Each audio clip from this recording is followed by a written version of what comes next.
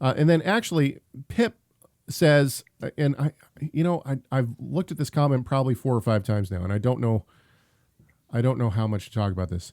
Pip says, I believe that you will find the Messiah is part of Tikkun Olam. When he returns, he heals the world from all evil.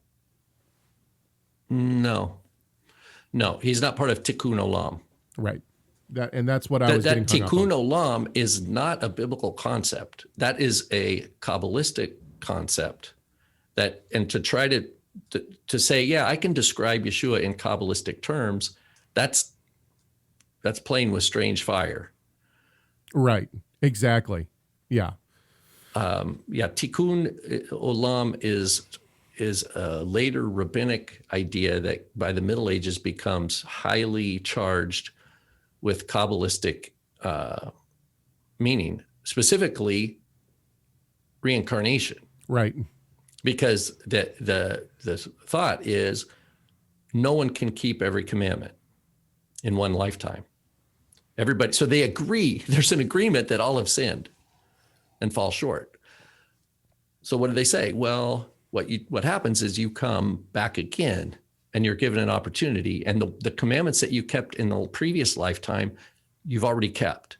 So you're not obligated, but you have to fill them up. And then once you finish, however many lifetimes it takes, once you are able to do all 613, then your soul is now corrected.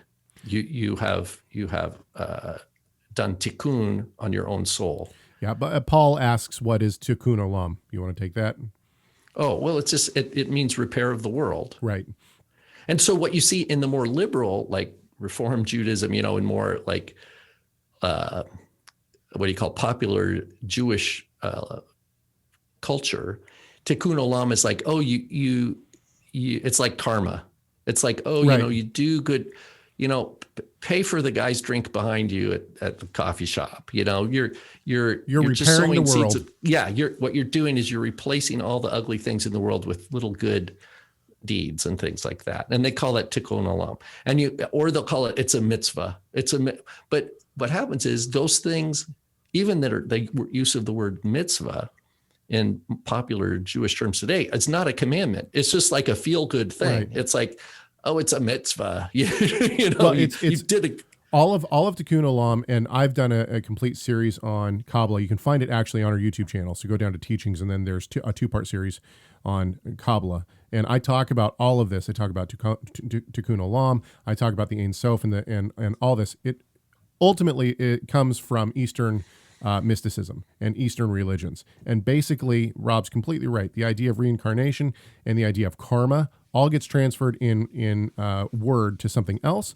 However, ultimately what it is a very kind of brilliant way to get rid of the need of Messiah. If I can continue to go through life and continue to get better and better and better through reincarnation and finally reach perfection and go on to become part of the Ein, to be brought into the Ein Sof, then basically what has happened is I don't need Christ to come and die for my sins. Exactly. It's like, how do we have the Bible but reject the gospel at the same time? Exactly. It's an imaginative exploration of that, and that's right. You get the doctrine of reincarnation is absolutely foundational to the real intense Jewish religious. The Hasidic especially.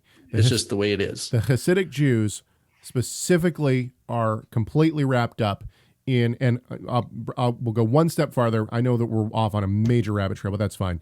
One step farther.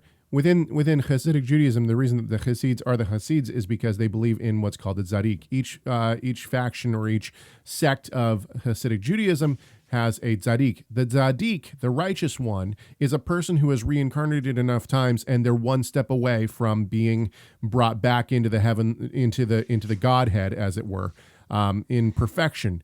And this is why the Tzaddik can go in between our realm, I know this sounds weird, but this is actually what they believe, our realm and the inner courts of the heavenly temple. Now, this is what's interesting about this is all Judaism did. They just took Yeshua. They just ripped off Yeshua and they said other people can do it too.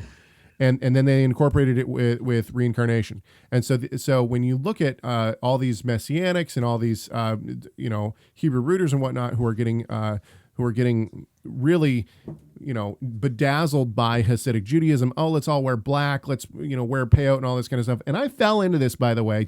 I'm not trying to say that I'm beyond this.